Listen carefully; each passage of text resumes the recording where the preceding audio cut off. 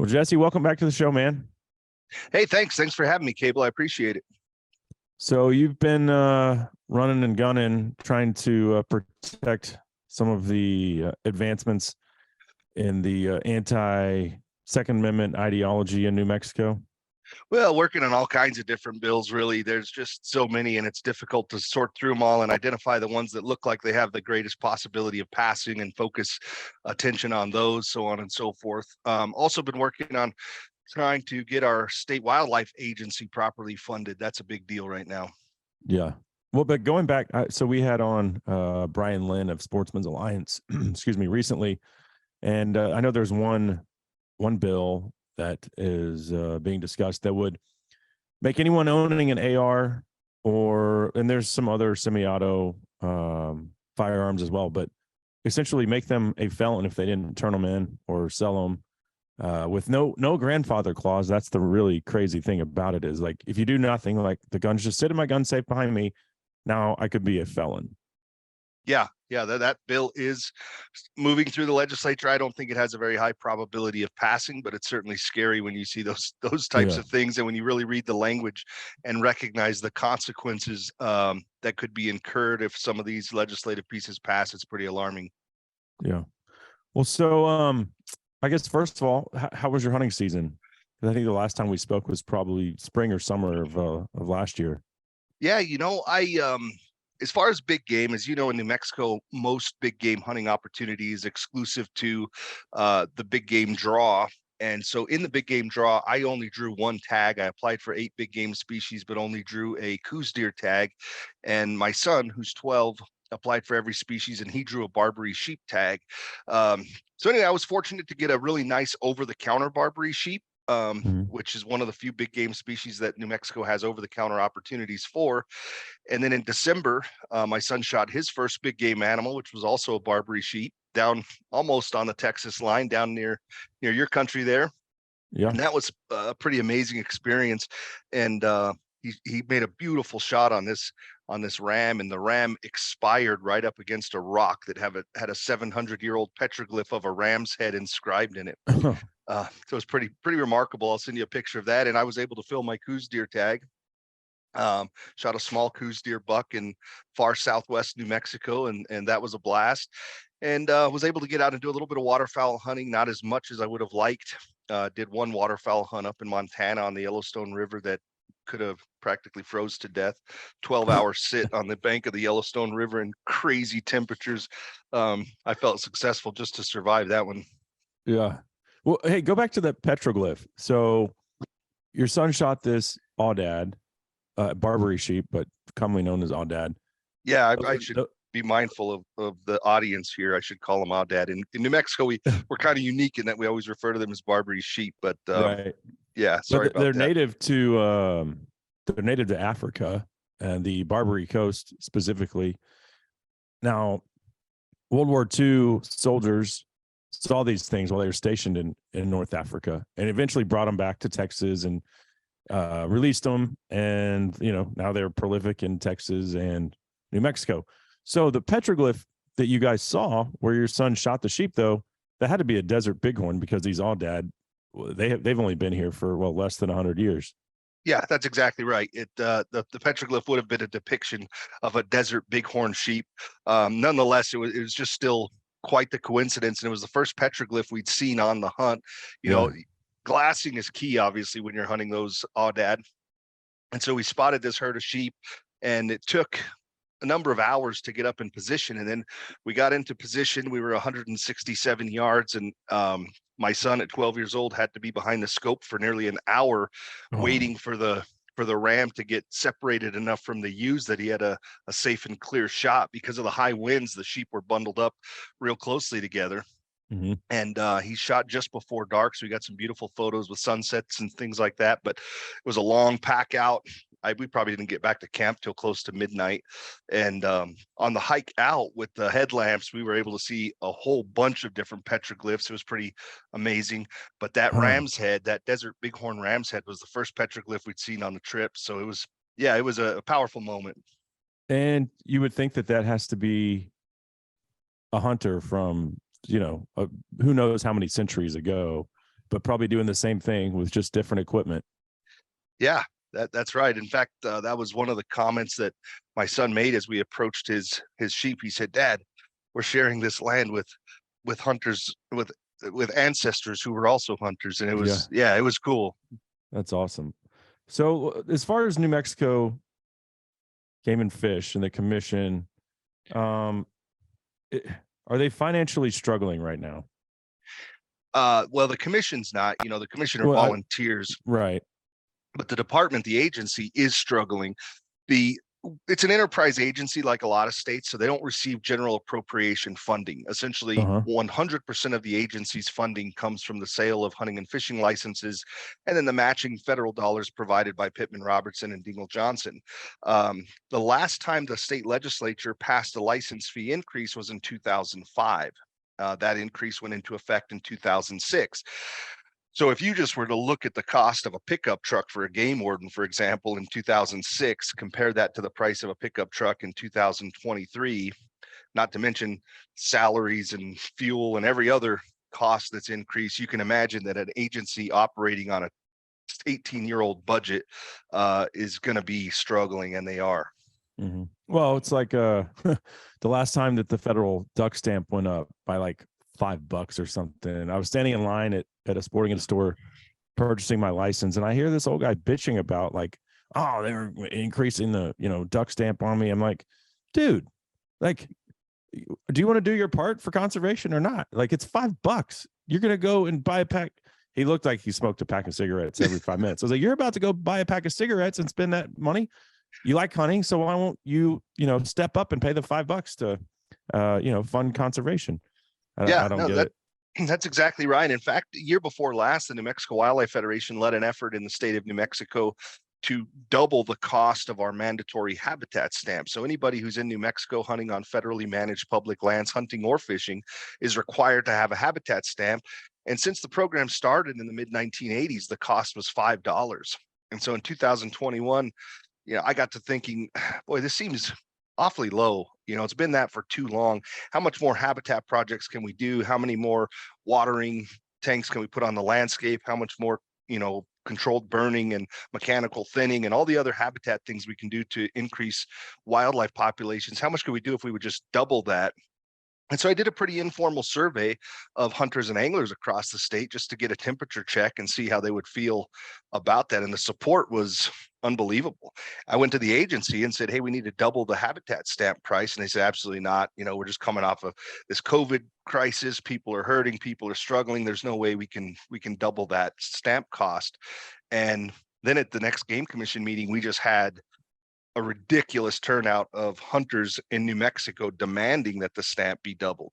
So despite the agency's opposition to the idea, we ended up doing it because of the overwhelming public support. And so what was the cost and what did it go to? It was $5 and now it's $10. So still, as you're mentioning, it's completely insignificant. I mean, it's less than the cost of a 6-pack of craft beer, Yeah. Okay. I think New Mexico was kind of banking on the Restoring America's Wildlife Act to pass. It didn't, but that would have provided some much needed funding. That's absolutely right. Our director was planning on the Recovering America's Wildlife Act passing. Currently, our annual budget is about $47 million a year at the New Mexico Department of Game and Fish. If the Recovering America's Wildlife Act would pass, that budget would increase by about $36 million per year. So we're talking about a near doubling of the agency's budget. Unfortunately, it didn't pass. And unfortunately, our agency did not have a backup plan for to really implement in the case that the bill didn't pass. So there was a lot of scrambling at the last minute to try to get a license fee bill drafted. So I've spent quite a bit of time hunting and backpacking and fishing in the land of enchantment. Certainly the second most, other than my home state of Texas.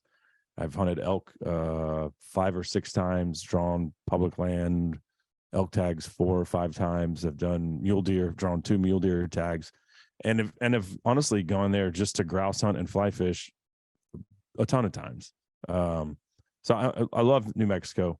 What do you think is an ideal percentage in your mind? Because really elk and mule deer are the 2 species that fund these game and fish, the Western states anyway. Those are the biggest revenue generators. So what would you say is an ideal percentage breakdown for resident versus non-resident tag allocations? Well, there's a couple of questions there. The first thing, that the elk and mule deer are the largest revenue generator on the hunting side of things, but we shouldn't forget that fishing generates significantly more revenue than hunting, just because of the number of licenses sold. Yeah. But yeah, you're absolutely right. So what this gets a little complicated, because as we talk about license tag allocations, you and I, I'm certain, would have differences of opinion on how licenses should be allocated. Currently, about 35% of all elk licenses in New Mexico are used by non-residents. So I believe that percentage is too high. So I'd like to see an allocation more similar to like 90-10 that you would see in Arizona. But getting back to the funding question, but I do have to interject, because on the actual draw, the tags that are drawn, it's 84-16 in New Mexico. It's 84 for residents, 10% for outfitters, and then 6% regular resident pool. So 16% goes to non-residents, which is, that's the same as Wyoming. They're at 84-16 for elk and mule deer. I'm not particularly concerned with the draw tag allocations, although I will say I don't think people should be able to get better draw odds by contracting with an outfitter. I'm a firm believer that someone should draw the tag and then hire the outfitter. I feel like that's just an opportunity for wealthier people to buy their way to the front of the line. But as far as 84-16, I'm totally comfortable with that. What I'm very frustrated with, and have been very outspoken and vocal about, and have received a lot of criticism as a result as well. You can imagine, I'm a pretty controversial figure in this state, but the fact that 38% of the tags don't ever make it to the public draw is where I get frustrated. So we only have 62% of our elk tags are included in the draw. So now, as a New Mexico resident, I'm competing for 84% of 62%. And so when you look at the total number of licenses used, you're going to find that 35.2% in 2021 where elk licenses were used by non-residents of New Mexico. Okay. But then part of those are private landowner tags, though. Obviously everything past the 16% would be private landowner. So how do you, what would your solution be to that? Like, I'm a New Mexico resident, I should just get to hunt on their private land? Or no, absolutely not. I would never. I made my living as a realtor and as a custom home builder. Private property rights are super important to me. I would never force anybody to have someone on their property. But what I think is appropriate is for a private landowner to sell what they actually own, which is the access to the land, and a private landowner selling an opportunity to hunt an elk that the residents of New Mexico own collectively, for a collective public trust resource to be sold by a single private individual is what I take issue with. But private lands are critical for providing wildlife habitat, especially in an arid state like New Mexico, where a lot of times the only available water exists on private land. So private landowners should absolutely receive incentives for being great stewards of the land and things like that. But I think that those incentives should be tied to the land. Your solution would be they should sell the opportunity to New Mexico residents rather than just, like the highest bidder from some other state. Not necessarily. I don't think it matters who they sell the opportunity to, but what I think is that the opportunity to draw a tag should be favored more heavily towards benefiting New Mexico residents. So as an example, and there's 100 different ways that E+ could be modified to make it what I believe to be more fair. And obviously that's subjective. What I think is fair and what you think are fair might be two different things. But what I think would be more fair is if you had a draw, say, take any game management unit, for example, unit 16D, which is a very popular prized unit in New Mexico. You have a public land draw, and then all the tags that are currently being issued to private landowners, and it just so happens in 16D, those tags are used on public land anyway, because they're unit-wide tags. But let's just say all of the tags that are being issued to private landowners, instead of going to private individuals, they go into a separate draw pool, and they're only valid on private deeded land. So anyone who's going to apply in that pool will want to negotiate access with private landowners in advance of applying, probably, because you're going to be paying a trespass fee. You want to know what that's going to be. But then the actual acquisition of the tag is done through a democratic, some type of democratic strategy, which is consistent with the North American model of wildlife conservation that says opportunity shall be democratically allocated. Okay. Yeah, I mean, I see that, but what if you have New Mexico residents that's like, no, I'm not, I don't want to pay 10 grand to the landowner for the tag, even if they were able to draw it. So, also we have to admit that this is a capitalistic society.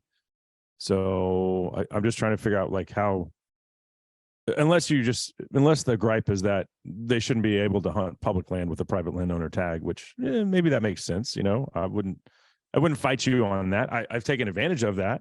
But I've also gotten a private landowner tag that wasn't unit wide in New Mexico, where I could only hunt private land.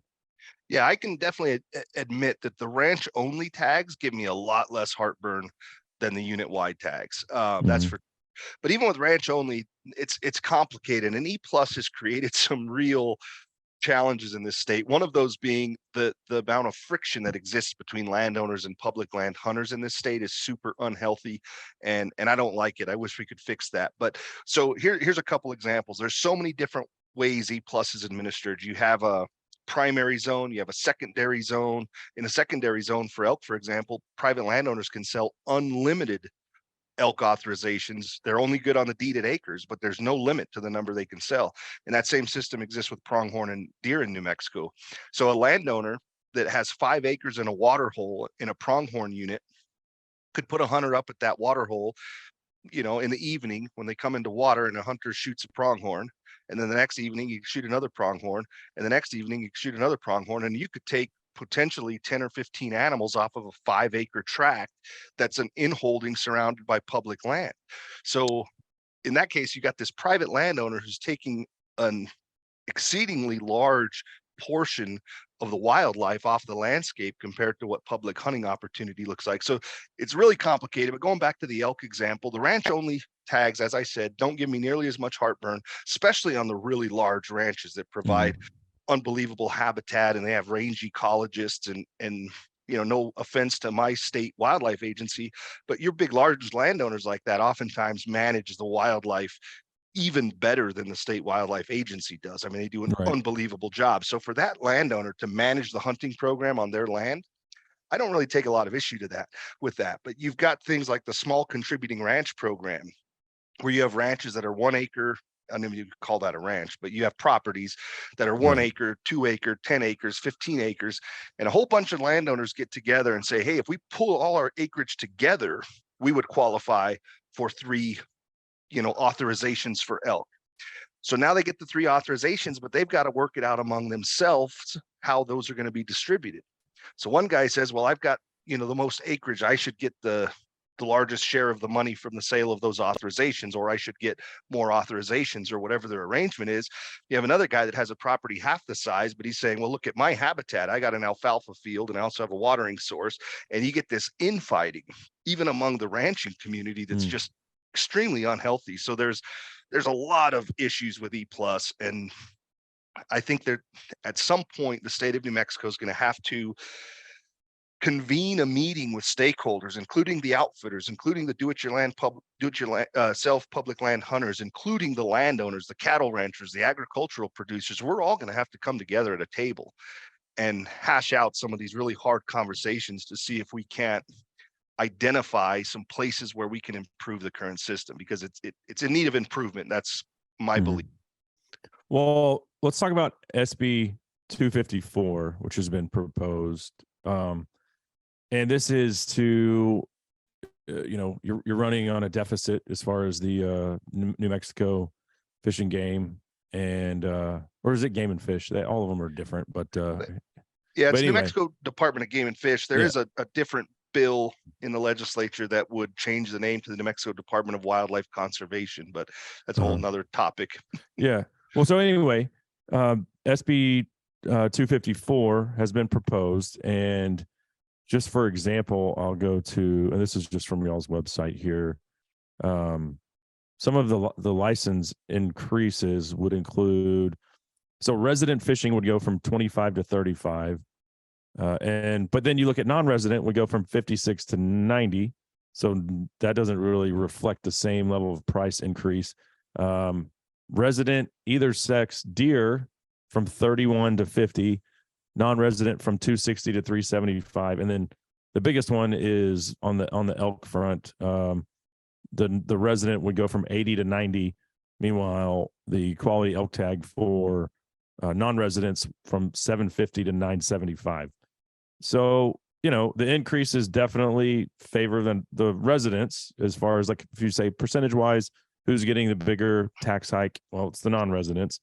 But the other thing, which this is the one that I really took issue with, and this was, I guess, y'all's recommendation to amend SB 254 to add on to it, would be placing the $160 application fee that you don't get back. So in Arizona does it, but you get a preference point. In New Mexico, you get nothing. You don't draw, boom, for a non-resident, $160. That's a waste of money for me. I mean, yes, it's going to go fund your game and fish department, but I'm not going to get to elk hunt if I don't draw. I'm not building any equity within the system. So let's just burn dollars. And people, we're in the middle of, a recession is coming. We're in the recession. The bubble's about to burst. So to, ask non-residents to continue to do the heavy lifting at an even higher percentage rate than they already were. I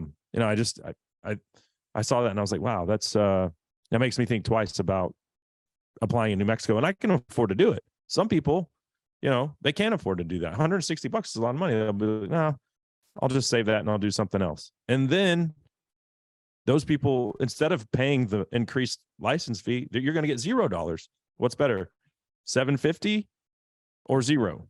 Because I think that's what we're possibly looking at is, I was just at the SCI show in Nashville, and a bunch of people were like, yeah, I'm not going to pay $160 just to apply. And if I don't get a preference point. So I don't know what your thoughts are on that, but that's how I interpret it as a non-resident. Like, yeah, we're happy to, because we do fund. I was looking, and these were 2020 numbers, Jesse, from a website called Bow Addicted. And they had a breakdown state by state of tags, permits, licenses, stamps, all revenue generated from residents versus non-residents. And these were 2020 numbers, but it was like New Mexico generated $16 million, roughly 10.5 of that coming from non-residents. So my fear for you guys, you're going to shoot holes in your boat by alienating the people that fund the whole deal for New Mexico, or the vast majority of it. Yeah, well, the non-resident license dollar fee, this is going to become a pretty interesting conversation here. I think SB 254, and I don't have it pulled up in front of me, but if my memory serves me right, it takes our non-resident general hunting license from $65 to $85. That's the way the bill is currently written. I did suggest and have suggested to the agency that they make that higher. I wanted to mimic more like Arizona's, and I completely understand and hear your point about not benefiting from receiving the point. And I never want to go to a point system in New Mexico. I would fight that plan with everything I've got. So I like the fact that we don't have a point system. To say that you get nothing, I think, is a little bit of an exaggeration, because you mentioned at the top of the call you like to come to New Mexico to hunt grouse. Well, that would cover that grouse hunting license. So my hope would be that if people spent $165 on a tag, or $100, or whatever the number is, that perhaps there would be some incentive to come and enjoy our exceptional quail hunting. We've got Montezuma quail hunting in this state that, Arizona probably could rival it. But outside of that, it's like New Mexico and Arizona are the destination states for some of these species. We've got opportunity. I like hunting blue grouse, right? But I don't think the majority of big game hunters that are applying for that give a crap about hunting blue grouse. They're not. That's a very small percentage of people that are applying for elk and mule deer tags. They're not going to. Some maybe will, but let's just say 95% are not. They're like, no, I'm going to go hunt big game somewhere else then. Yeah, no, I think you're right. And there's no question if there's a point, and I don't know what the point is, but there's a point that if you raise that fee to a certain number, you're going to start having diminishing returns, because you're going to have people opt out from applying. I don't know what that number is. That's above my pay grade. Our state agency. That's the conversation, is where's the bubble burst at, right? So according to the State Wildlife Agency, Department of Game and Fish, they think that number is $85. At $85, you don't lose participation. At $85, you maximize the amount you're able to make from the increase without having people deciding not to apply. And maybe they're right. I don't know. Yeah. But what's interesting about the draw tags is I actually advocated hard. And I'll just say that I didn't have input into what this fee breakdown came out to be. I've made suggestions since the breakdown has been published. Since the bill's been introduced, I've made suggestions to the agency, but no changes have been made based on my suggestions. Like, so that spreadsheet of changes in license fees is completely on the Department of Game and Fish for coming up with it. And then once they did that, they did present it to some of the user groups like Trout Unlimited, the New Mexico Wildlife Federation, New Mexico Council of Outfitters and Guides. They consulted with us, but only after they'd already established what the new fees would be. And one of the things that's interesting is I've advocated hard to increase resident license fees substantially more than non-resident license fees on our big game draw tags in particular. And not because I'm trying to save you dollars, Cable, but because ultimately I would like more of the opportunity to be shifted over to residents. And as long as non-residents are picking up such a disproportionate, portion of the bill, it gets really difficult to move tag opportunities or hunting opportunities from the non-resident column into the resident column. So I fought tooth and nail to try to make the non-resident fee increases less on the draw tags and pick up the difference on the resident side. The agency obviously we're friends, that. and I wanted to beat you over the head when I saw this, but everything you're saying is making sense. Like if your public stance is, residents need to pick up the slack too, then I'm all for that, because I just worry about shooting the funding mechanism. And it's not unique to New Mexico. Wyoming just increased their elk tags. I think it'll go into effect for 2024, if I'm not mistaken. But they're going to be up like $800-900, something like that. I get it, and I'm happy to pay that, but not so that the residents can just skate for free. I mean, that's a complete left-wing socialism ideology. Like, here we want everyone else to pay for it so we can get our free handout. And I understand New Mexico is not a very rich state. It isn't. I understand, but like, what's $950 versus 80 or 90? That's a big discrepancy. Oh, it's huge. And I would like to see that decreased. I mean, again, maybe for different motives, but I want residents to pay more. I've submitted letters to the department, commented at commission meetings that residents are demanding that we pay more. We want to pick up a bigger chunk of the bill, but in return, we want a bigger chunk of the opportunity. So we want both, but absolutely residents could afford to pay a lot more. Even at $100 for an elk license, that's the least significant expense in the activity. I mean, I've got a fancy compound bow and Sitka and First Light clothing, and I got to put fuel in the power wagon. And when you add it all up, the hunting license is fairly irrelevant. And I think most New Mexicans understand that.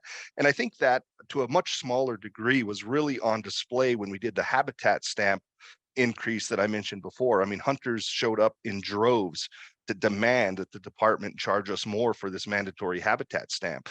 Now, that doesn't fund the agency. That habitat stamp, all the money from that habitat stamp gets used on projects on federal and state public lands to benefit habitat. But New Mexico hunters are willing to pay more. The agency has a culture of being reliant on non-resident dollars to fund the agency. I would like to see that culture shifted. I mean, I'd like to see residents picking up a bigger chunk of the bill for sure. Okay, and that makes sense to me. Now, but there is the catch of we want more opportunity if we're going to pay more. So yes, but let's be honest, that's federal land, so it's my land too. Yes, you're a resident, but I mean, anyone in the United States will be like, well, yeah, I own that land too, right? I mean, that's the reality legally. Yeah, so, but this has been tried in courts numerous times, and federal land ownership, absolutely, you and I are on 100% equal footing when it comes to the ownership of the federal lands. So you don't need a hunting license to come out here and camp and hike and photograph and bird watch and do whatever you want to do on public lands. But the moment you're taking an animal, now you're moving into the public trust doctrine that says that the wildlife of the state are a public trust resource to be managed by the trustees of the beneficiaries. And the beneficiaries are defined as the residents of the state. So it's a little tricky. And I hear that argument all the time. Well, it's federal land. There should be no difference in resident, non-resident draw odds. But again, a Google search, you'll come up with countless court cases where people have tried to take this to court, and unanimously in every single case says the wildlife belongs to the residents, even if it's standing on federal land. The same reason that an elk standing on private land doesn't belong to that private landowner. I mean, they don't own the elk. You're absolutely right. And that's why we have state wildlife agencies, right? So I guess just kind of in conclusion, just wanted to have the, and like I said, it's not 100% unique to New Mexico. The demand keeps going up for these big game tags, and the supply isn't going up, right? I mean, we're not, state wildlife agencies are like, oh, our elk herd increased by 50% this year. No, that's not the reality. I wish it was, but there's limited space. We have to manage on the acreage that we have and then provide the best opportunity. But the whole point that why I wanted to talk to you is, where's the bubble burst, where you've now alienated the non-residents who fund 65-70% of the revenue generated every year. When do they say, I've had enough, I'm not supporting that anymore, it's not worth it, it's too expensive? And yeah, that's I wish I knew that number. Yeah. I don't know what that number is. I'll tell you that in the West, we're at extreme risk of losing our opportunities to hunt. And what I'm saying, I'm not talking about the anti-hunting movement. I'm not talking about all of that stuff. I'm talking about the dynamic that exists where we have people willing to pay $20,000 for an elk authorization in New Mexico. And you've seen it. I'm not exaggerating when I say that. That happens. And that's just for the authorization. But in the East, where there's just abundant whitetails and things everywhere, there's a lot of people who really dream and look forward to Western hunting, right? So we've got people all across the East who are willing to spend, any amount of money really to come out and hunt the Western states. And as Western states, compete for that funding, I guess, and try to get that funding, I feel like in a lot of cases, it's the residents of the Western states who lose out. Because as we talk about E+, and not to stay on that topic too long, but E+ being the elk private land use system, that system that takes 38% of our elk tags. I think I might have said 32 earlier, but whatever, 38% of our elk tags are not included in the public draw. We're only putting 62% of the tags in there. A lot of the times whenever I bring that up, I get criticized like crazy by people saying, well, residents could buy those tags too. They're not exclusive for non-residents, so quit crying, residents can buy them. And it's like, when you're in a state with 2 million people and you're competing against 328 million people on the open market, the reality is residents are just not going to be able to compete on a $20,000 elk authorization. And so we hear a lot, and I'm involved in R3 activities, and I'm real involved in the Council to Advance Hunting and the Shooting Sports, and all those things are great, but it's a challenging dynamic, because at the same time New Mexicans are arguing because we can't draw tags, we're also working hard to recruit more people into hunting and to get more people to apply for those tags. So you find yourself living in this almost state of hypocrisy in a way. And when we talk about declining hunter numbers on a national scale, that's not the trend we see in New Mexico at the state level. Every single year for probably the past 5 years, we've seen an increase in the total number of applications for, as you mentioned, essentially a stagnant number of opportunities. So it's getting more and more difficult to draw a tag. Well, My kid, I think that transcends all the Western states. Like, we are losing hunters according to statistics every year, but more people want to go west and chase the iconic, American species.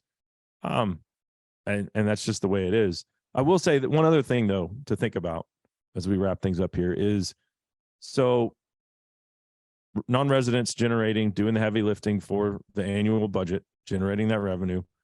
That doesn't even take into consideration, like, if I was to go to New Mexico and do a backcountry hunt, okay, I'm probably going to have a hotel 2 nights there.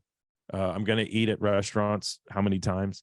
Going to fuel up there. I mean, that's probably actually generating more money than the tag. It's got to be generating more money. So,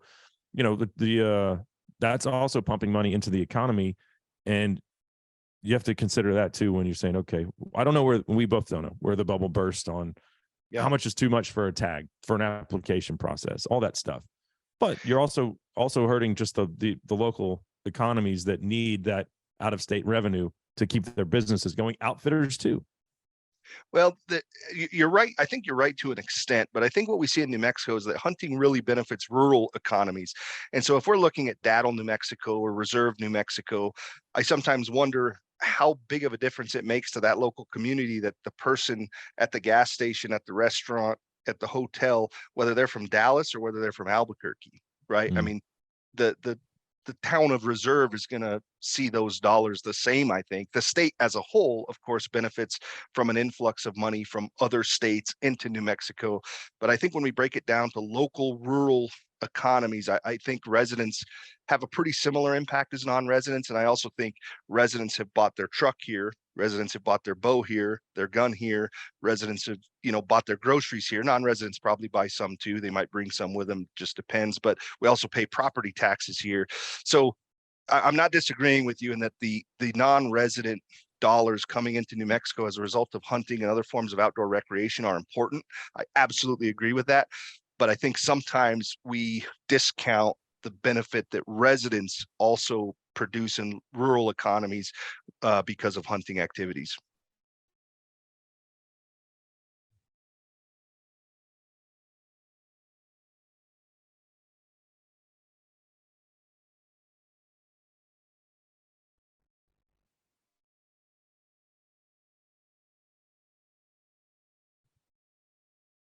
Did I lose you, Cable? Yeah, you cut out for a second.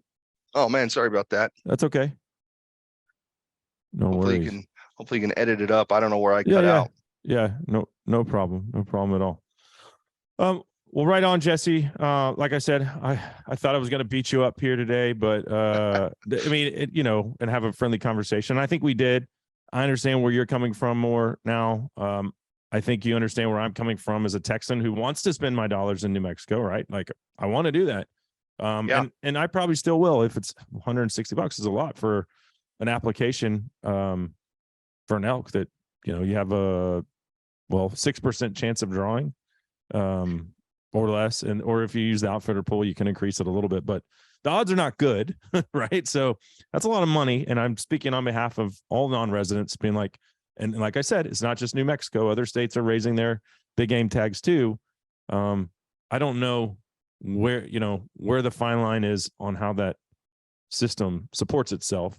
I just hope that we don't cross the line and people are like, no, screw that. I'm just going to stay local and, hunt whitetails in my home state or whatever it is. Yeah, I share that concern, Cable. I think that's super valid. And I think we're on the same page there. And it's, I'm a non-resident in 49 states and I hunt outside of New Mexico also. Particularly, I can't draw an elk tag in New Mexico and I go and upset all the Colorado people by getting an over-the-counter tag and hunting in an overcrowded public land unit.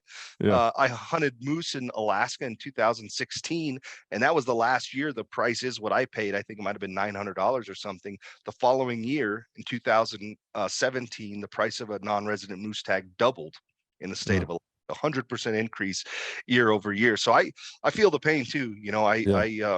I'm right there with you, man. I share your concerns. Right on. Well, if folks want to check out y'all's website, they can go to I believe it's nmwildlife.org, correct?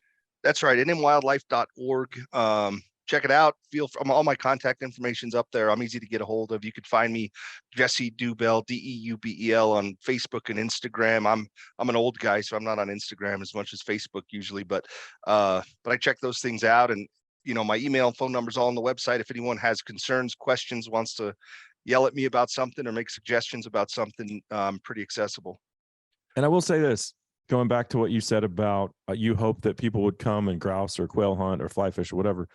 I give, 2 thumbs up for the Land of Enchantment. I love that stuff. And I've made many trips, regardless of a big game tag or not, just to go backpacking, fishing, grouse hunting, tons of opportunity. And it truly is a beautiful state. Yeah, thanks, Cable. I appreciate you saying that. And next time you're here, man, hit me up. We've got some awesome things that we can do together. One of my board members is a fly fishing guide on the San Juan. And oh, nice. Go up there on a drift boat and catch some monster browns. Oh man, that's cool. I fished mostly up around Pecos and then I think it's the Red River Gorge there. Which one is right by Taos? Is that or is that the Rio Grande Gorge? Okay, yeah. So dude, these bighorn sheep that were there, you could almost walk up to and pet them. And I'm talking about the rams, like in the backcountry, the ewes, a lot of times not real skittish around people, but the rams stay generally far away. These guys, I'm videoing them from like 20 feet away. They could give a crap. Clearly not hunted there. Well, they are hunted. There's tags. They're hunted, and giant rams come out of there. There's you know, got to I be a safe spot around that river where there's no hunting, though, huh? no, just Taos No. Pueblo, but even Taos Huh. Pueblo, they hunt the bighorns on Taos Pueblo. I don't know why those sheep are so friendly like that, but you know, I've got I stories couldn't people believe it. feeding them potato chips, and so I get a lot of criticism because I love Barbary sheep or aoudad hunting so much because they're non-native species, and you know, I get told all the time, "You're New Mexico Wildlife Federation. How can you be so supportive of this non-native species?" And the reality is, they're super hard to hunt. I mean, especially in the over-the-counter units, they're hard to find. They're ridiculously skittish, and so I probably will never hunt a bighorn sheep. I apply every single year, of Yeah, course, but me you know, too. just the way probability works, I'll probably never get to hunt them. But I'm that doesn't really hurt my feelings because it just seems like it's like not even fair chase. In fact, I'll just mention too that Gould's quail just got delisted from the endangered species list in New Mexico. So we now have a Gould's quail. I said a Gould's turkey hunt. Okay. So Gould's turkey are no longer endangered in the state of New Mexico. Kudos to the Department of Game and Fish for working to restore that population. This year was the first year that hunters could apply for a Gould's turkey tag. That application period's already over. But I didn't apply because there's a lot of Gould's turkey where I coos deer hunt. And because they've never been hunted, it's the same thing. Like I could walk up to one and just grab it by the neck. And it's a once in a lifetime hunt. And I didn't want, with my luck, I would draw it the first year and then have like a 0 level challenge to my Gould's turkey hunt. So I decided I'm going to wait 5 or 6 years till they get afraid of people, and then I'll start applying for a Gould's because tag. typically you have to go to Mexico to get those. Yeah, I think Arizona might have some real limited opportunity, and New Mexico has generally had 2 Gould's tags a year, even as they were endangered. But one was an auction tag for the National Wild Turkey Federation, and one was a raffle tag. So they've been minimally hunted. Maybe I shouldn't say they've not been hunted, but you know, I hunt Merriam's turkeys a lot. That's one of my addictions, and it's a real challenge in the mountainous country of New Mexico sometimes to get a weary old Tom to come in. But when I'm coos deer hunting and shooing Gould's turkeys out of the way as I make my stalk, it's like, yeah, I'm not excited to hunt that yet. Right on. Well, Jesse, I appreciate it, man. Hey, Cable, thanks for everything. Appreciate your show. Keep up the great work, man. And maybe one of these times you come to New Mexico, we'll get together. Sounds like a plan. Take care. Awesome, man. Bye.